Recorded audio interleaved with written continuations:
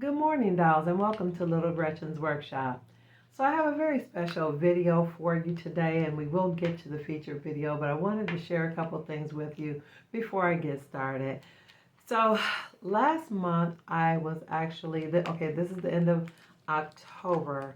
I don't know when I'm going to air this, but this is the end of October. So September 17th, I was actually featured in another article or another magazine. Now, a couple of years ago, I was featured in the Name magazine, and I will leave information regarding that in the end of this video as well.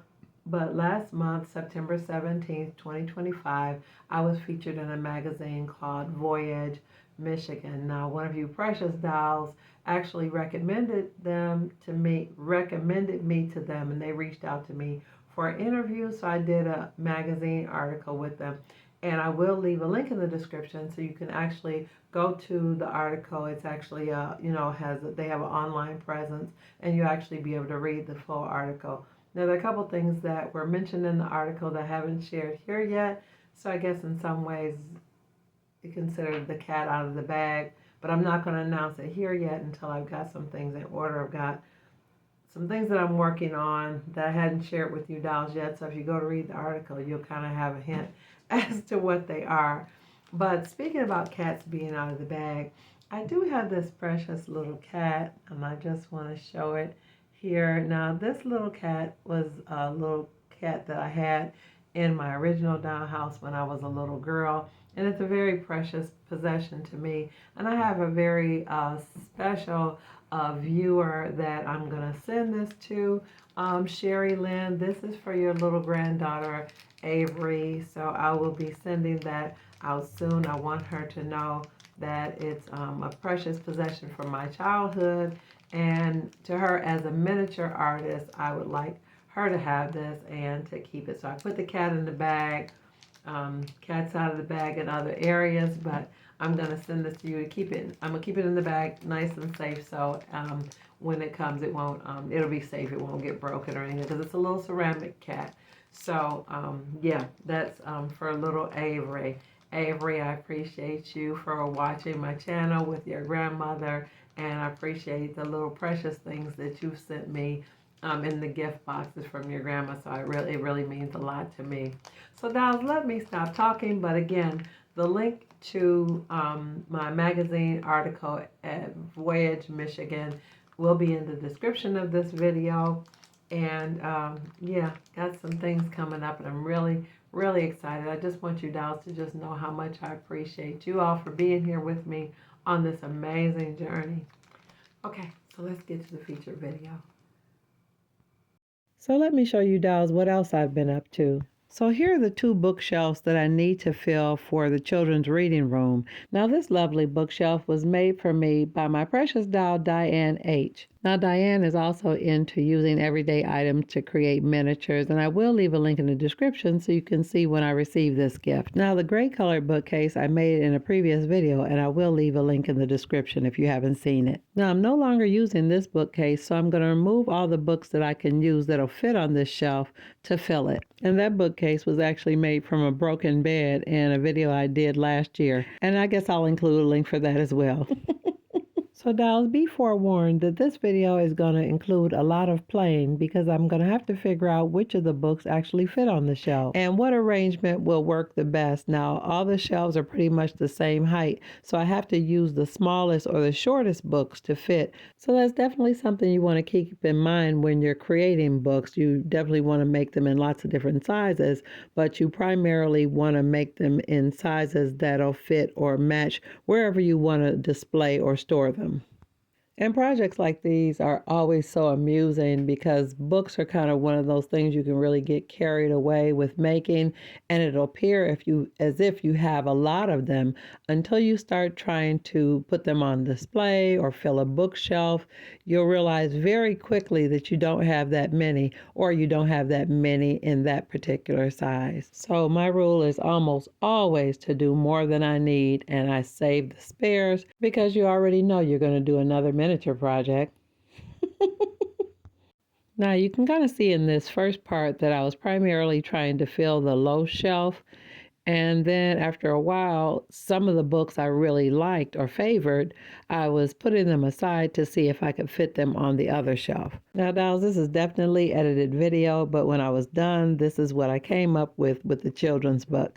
And the way I arranged things, I did it in a way that looked familiar to me from my childhood. So I had a few other accessories I thought would look appropriate in the children's reading room. Now, that's a little globe that I made. Now, my little globe is not geographically correct. It was just a turquoise bead, and I painted some land masses on it.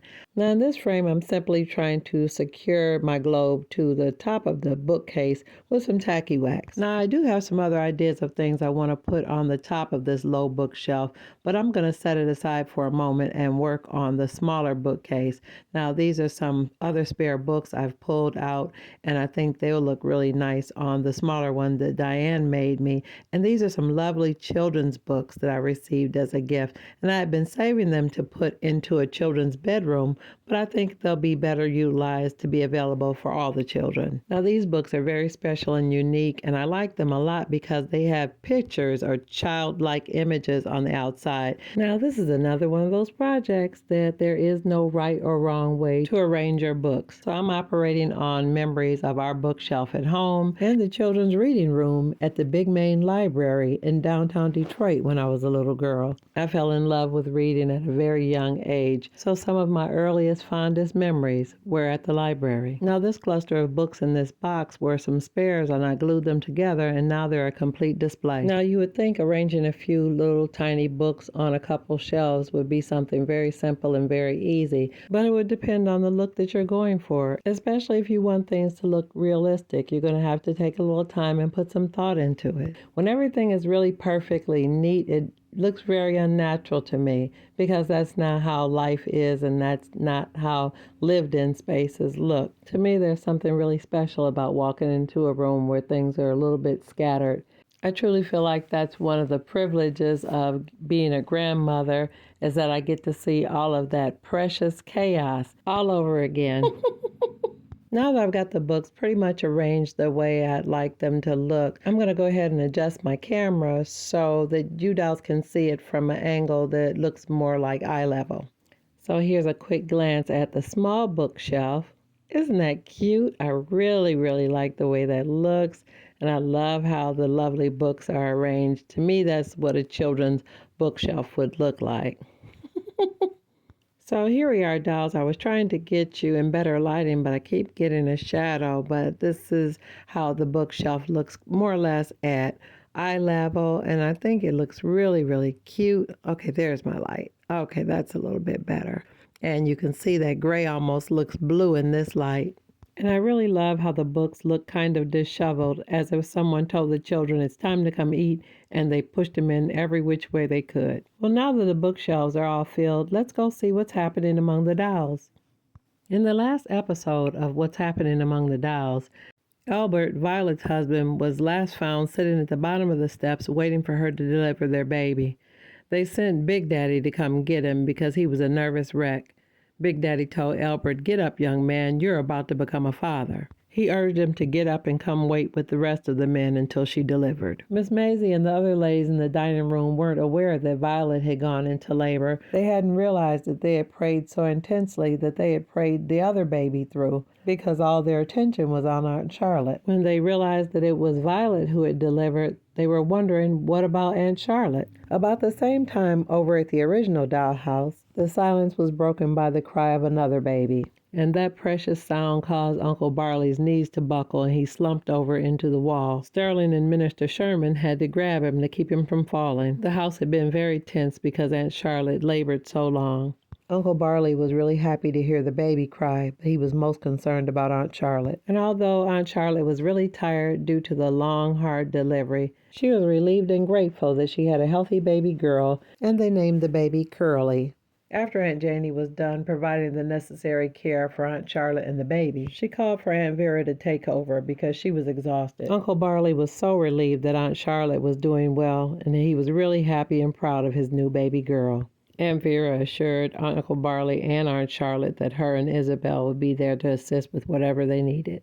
When Miss Lillian informed the ladies praying in the dining room that Aunt Charlotte had delivered a healthy baby girl and that Violet had just delivered a healthy baby boy, and that both mother and babies are doing fine. All at once there were tears of joy, laughter, hugging, prancing around, and dancing. Then there was cheering of joyful celebration that their prayers had been answered. When the men heard the women cheering and then they saw Miss Lillian, they knew there was good news. By now Lillian was tired, but she had to deliver the message. And although it was just after midnight, the men were laughing and talking like it was noon. And she calmly said, "Aunt Charlotte delivered a girl, and Albert, you have a son." All the men jumped up and began to rustle Albert about. As they patted him on his back, they pushed him and told him to go see his wife. Albert could hardly believe it. Not only was he a father, but he was a father to a son. And quite naturally, they named the baby Albert Jr.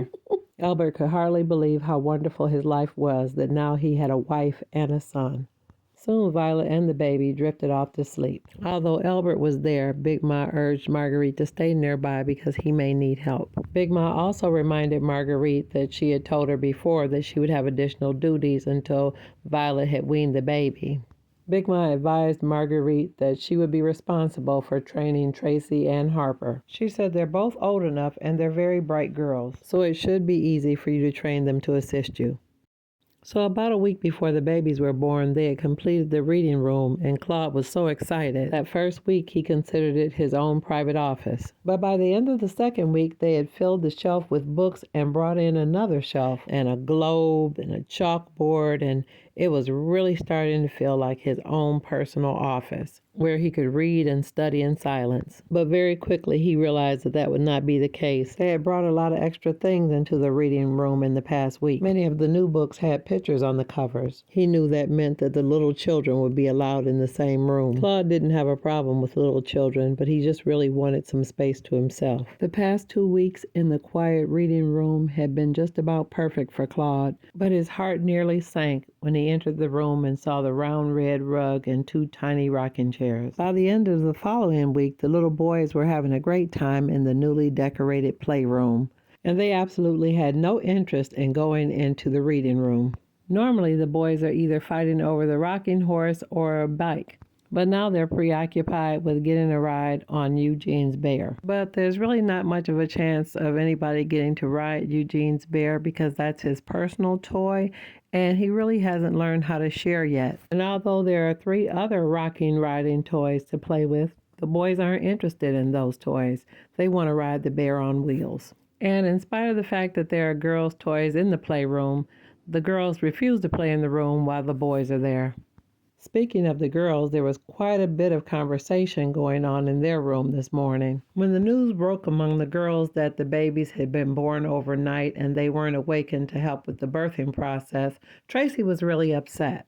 Tracy shouted, "But Aunt Janie promised we would be able to help. She promised. Aunt Janie officially told us we would be assisting with the babies." And although Tracy was very upset, Harper was rather indifferent. She really didn't care whether they got to help or not. She was more interested in having her room to herself. Because the night of the birth, Tracy and Chloe had to stay at the rooming house while Aunt Charlotte was in labor, which meant Harper had to share her space with Tracy and Chloe for a few days. And as Tracy went on and on about it being unfair and that the adults and the elders were treating them as if they were babies, Harper quietly listened to Tracy as she went on with her rant. She went on so long till the younger girls started to whine and cry because they felt left out. They wanted to play with the babies and treat them as though they were their little dolls. Before Big Ma ended her conversation with Marguerite, she commended her for being so competent in assisting her with Violet's birth. Big Ma's compliment was very kind and really warm, and it really made Marguerite feel proud of herself.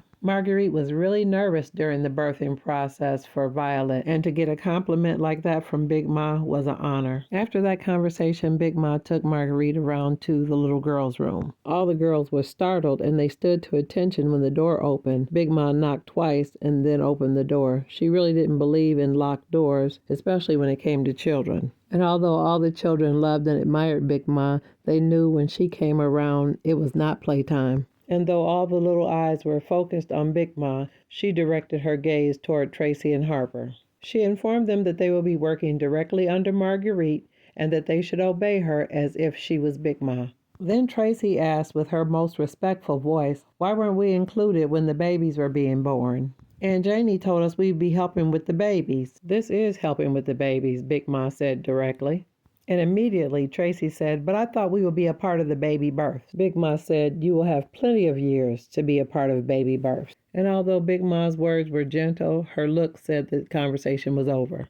When Big Ma and Marguerite left the room, Tracy continued to talk under her breath and expressed feelings of dissatisfaction with having to take orders from Marguerite. But in the midst of all the emotion, she had forgotten that Marguerite was Mabel's big sister. And little Mabel didn't like what Tracy was saying at all. When Harper saw how the conversation was going, she immediately put her arm around little Mabel and redirected Tracy's conversation. Tracy didn't like the idea of taking orders from Marguerite. She said, Marguerite's not much older than Harper. So just because she got married, she gets to be in charge? And in spite of Tracy's continued talking, Harper was able to console little Mabel, and she told Mabel that Tracy was upset with the situation, not with her sister, Marguerite. And when Tracy realized she had an attentive audience, she continued to talk. Finally, Harper told Tracy she needed to stop and apologize to Mabel for what she was saying about Marguerite. And Tracy said, I'm sorry I hurt your feelings, but I meant what I said. We shouldn't have to take orders from her. And immediately after Tracy said that, Harper gave her a stare that made her turn around and sit down. At that moment, it was clear that there had been a shift in power. Tracy was no longer the leader of the girls. With all the excitement in the rooming house, nobody had noticed Miss Betty and Pop weren't around. They had spent the majority of the evening sitting on the dress shop porch talking about their wedding plans. And suddenly Miss Betty said, I don't want a wedding. At that point, Pop's heart sank. He said, what do you mean? You don't want to marry me? She said, yes, I do want to marry you, but I don't want a wedding. I just want to get married. I just want to get married and move into our beautiful home. I don't need a wedding. And although Pop didn't mind Miss Betty not wanting a wedding, he advised her that they would have to talk to the elders and Minister Sherman to arrange for a small ceremony where they say their vows without a full wedding. He said, it's done. I'll arrange to talk to the elders and Minister Sherman tomorrow.